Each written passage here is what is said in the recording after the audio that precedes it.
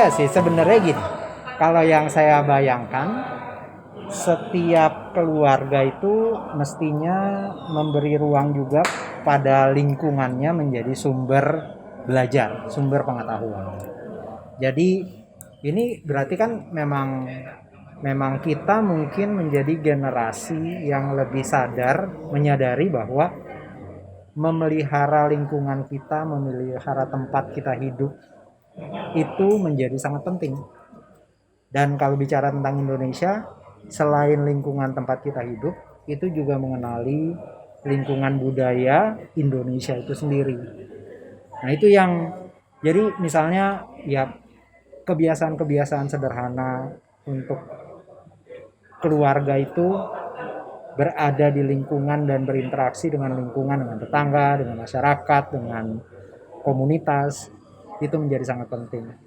Terus yang kedua, juga dari profesinya orang tua masing-masing itu terhadap anak-anak gitu. Misalnya kalau kalau seorang seorang anak pegawai negeri atau anak guru gitu, ya anak-anaknya yang hidup di unit keluarganya itu mestinya diberi kayak pengetahuan sejak usia sangat muda gitu tentang lingkungan tempat dia hidup dan juga budaya dia, identitas dia siapa gitu.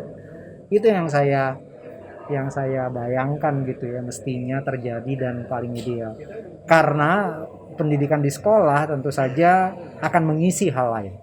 Pendidikan sekolah akan memberikan pengetahuan yang lebih luas gitu. Tapi keluarga itu menjadi bagian penting dari kemerdekaan belajar atau belajar merdeka. Itu sih bayangan saya. Udah 10 menit.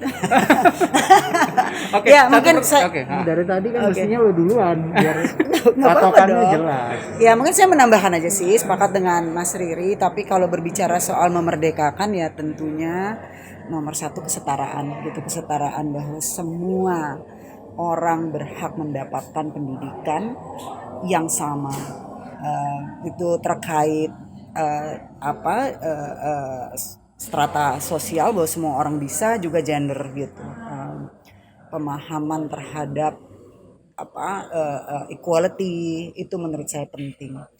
Terus memerdekakan itu juga dengan membuat semua menyadari tentang keadaan kita hari ini gitu.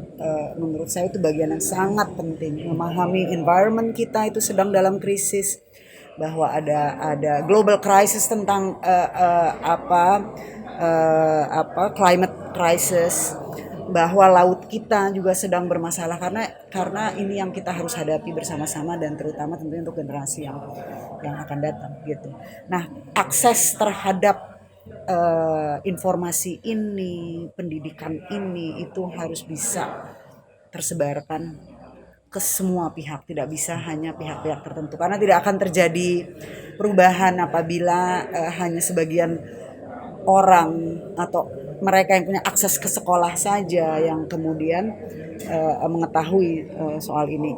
Boro-boro mengetahui soal ini, kadang-kadang yang sudah di sekolah aja kalau kita bicara pemahaman tentang ini juga belum merata gitu. Jadi pemerataan penting sekali.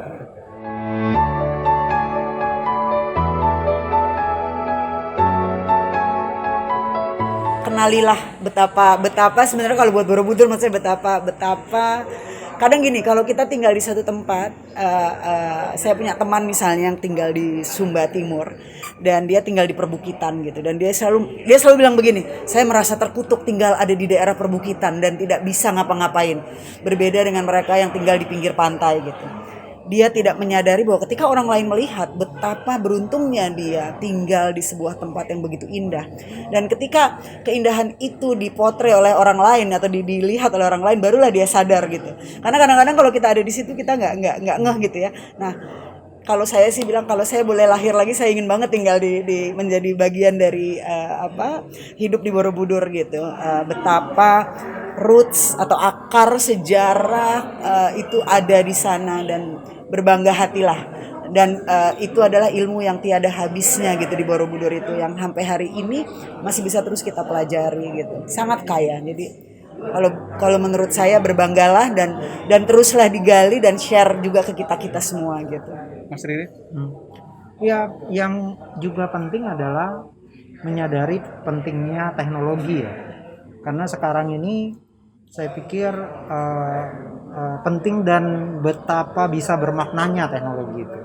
Sekarang saya yakin semua teman-teman di Borobudur itu sudah aktif bersosial media, sudah punya pengetahuan tentang apa aja itu teknologi internet atau teknologi audiovisual misalnya. Nah, bagaimana memanfaatkan itu sebaik-baiknya, harus banyak melakukan riset terkait tadi yang dikatakan Mbak Mira. Di desa-desa di banyak negara itu komunitasnya sangat berdaya, memperkenalkan alamnya, memperkenalkan lingkungannya, membuat usaha-usaha kecil yang dipromosikan sampai ke kawasan manapun di dunia melalui teknologi gitu. Nah, itu yang mestinya semakin baik, semakin dalam harus dimanfaatkan oleh teman-teman di sini.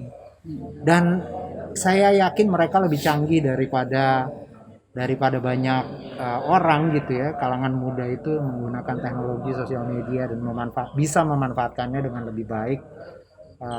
Dan kalau perlu bantuan ya bisa bikin workshop. Saya pikir di sini itu komunitas desanya cukup terbuka, cukup inklusif gitu ya untuk mengundang siapapun dari manapun untuk memberikan pelatihan. Ya, satu hari ini sih baru berjalan-jalan ke desa-desa dan mengalami sendiri potensinya gitu. Jadi tinggal teknologinya aja dikembangkan.